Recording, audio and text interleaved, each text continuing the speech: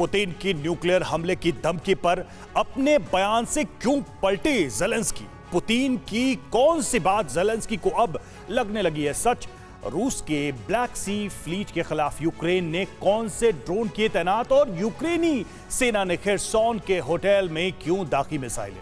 Reserve सैनिकों की तैनाती के पुतिन के आदेश का विरोध कर रहे कितने प्रदर्शनकारी अब तक गिरफ्तार हुए हैं? दुनिया में बढ़ रहे तनाव से जुड़ी 9 बड़ी खबरों पर एक नजर डालते हैं ग्लोबल टेंशन टॉप 9। रूस के बड़े हमले के खतरे के बीच यूक्रेन के राष्ट्रपति ज़ेलेंस्की ने अपने बयान पर यू टर्न लेते हुए कहा है कि रूस अपने वर्चस्व को कायम रखने के लिए न्यूक्लियर हमला कर सकता है। पुतिन पूरी दुनिया को डराना चाहते हैं, इसलिए वो न्यूक्लियर वॉर छेड़ सकते हैं। पहले न्यूक्लियर वॉर की धमकी झूठी लगती थी, लेकिन कुछ दिनों से लग रहा है कि ये सच है।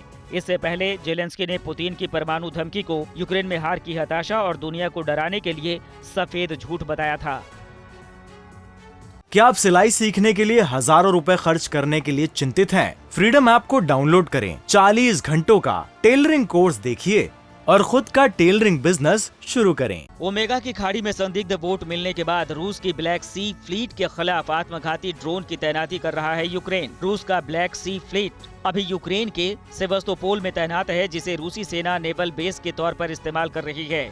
वहीं रूस बेस के पास एक ड्रोन देखा गया जिसे रूसी रडार पकड़ने में नाकाम रहा। ड्रोन को लेकर रक्षा विशेषज्ञ ने कहा है कि ड्रोन का उद्देश्य रूस के खिलाफ हथियार के रूप में इस्तेमाल किया जाना है, ताकि विरोधी जहाजों का पता लगाया जा सके और उन्हें उड़ाने से बचा जा सके। यूक्रेन के 4 राज्यों में हो रहे जनमत संग्रह को लेकर रूस के विदेश मंत्री सर्गेई लावरोव ने बड़ा ऐलान किया है। लावरोव ने कहा है कि जनमत संग्रह पूरा कराने के बाद जहां जहां रूस का कब्जा होगा, वहां लोगों को पूर्ण सुरक्षा और संरक्षण दिया जाएगा।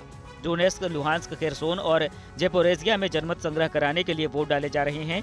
अमेरिका ने यूक्रेन में रूस के जनमत संग्रह को मानने से इनकार कर दिया है और कहा है कि हथियार के दम पर किसी देश के हिस्से पर कब्जे को वे स्वीकार नहीं करेंगे।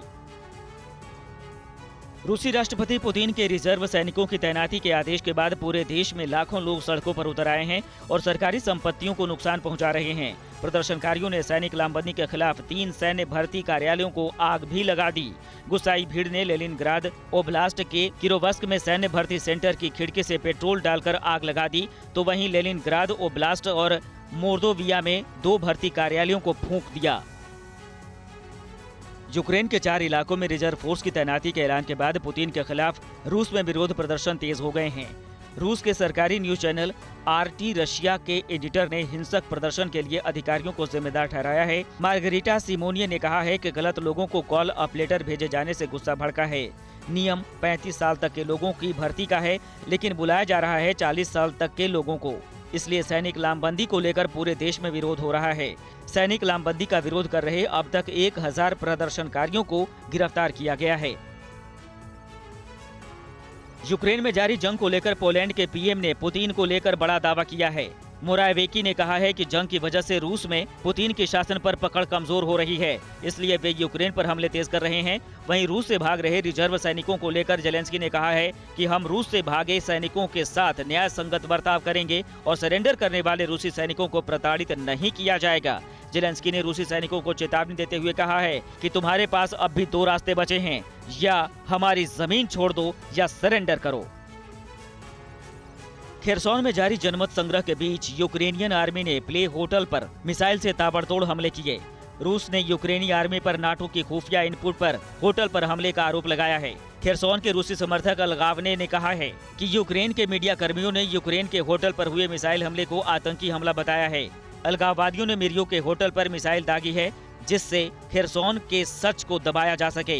यूक्रेन के मिसाइल हमले में होटल में ठहरे 2 लोगों की मौत हो गई, जबकि 10 से ज्यादा लोग घायल हो गए हैं। ईरान में हिजाब की अनिवार्यता के खिलाफ भड़के प्रदर्शन के बीच हजारों लोगों ने हिजाब के समर्थन में प्रदर्शन शुरू कर दिया है। ईरान की सड़कों पर हजारों की तादाद में लोगों ने सर्वोच्च धार्मिक नेता खामनेई का पोस्टर लेकर मार्च निकाला और हिजाब के समर्थन में नारे लगाए। इस प्रदर्शन में बड़ी संख्या में हिजाब पहनी महिलाएं भी शामिल हुईं और हिजाब के समर्थन में नारे लगाए। महसा अमीनी की मौत के बाद चल रहे प्रदर्शन में अब तक सुरक्षा बलों के साथ झड़प में 50 से ज्यादा लोगों की मौत हुई है और सैकड़ों प्रदर्शनकारी घायल हुए हैं। अमेरिका की सख्त चेतावनी और मिसाइल परीक्षण पर पाबंदी के बावजूद नॉर्थ कोरिया लगातार मिसाइल परीक्षण कर रहा है। नॉर्थ कोरिया ने जून के बाद फिर से बैलिस्टिक मिसाइल का परीक्षण किया है। साउथ कोरिया की सेना ने कहा है कि प्योंगयांग के उत्तर में 100 किलोमीटर दूर ताइचोन के पास दागी गई मिसाइल को रडार ने डिटेक्ट किया है। मिसाइल ने 60 किलोमीटर की ऊंचाई पर लगभग 600 किलोमीटर की उड़ान भरी। सियोल ने मिसाइल परीक्षण को उकसावे वाली कार्रवाई बताया है। क्या आप सिलाई सीखने के लिए हजारों रुपए खर्च करने के लिए चिंतित हैं? फ्रीडम ऐप को डाउनलोड करें, 40 घंटों का टेलरिंग कोर्स देखिए और खुद का टेलरिंग बिजनेस शुरू करें।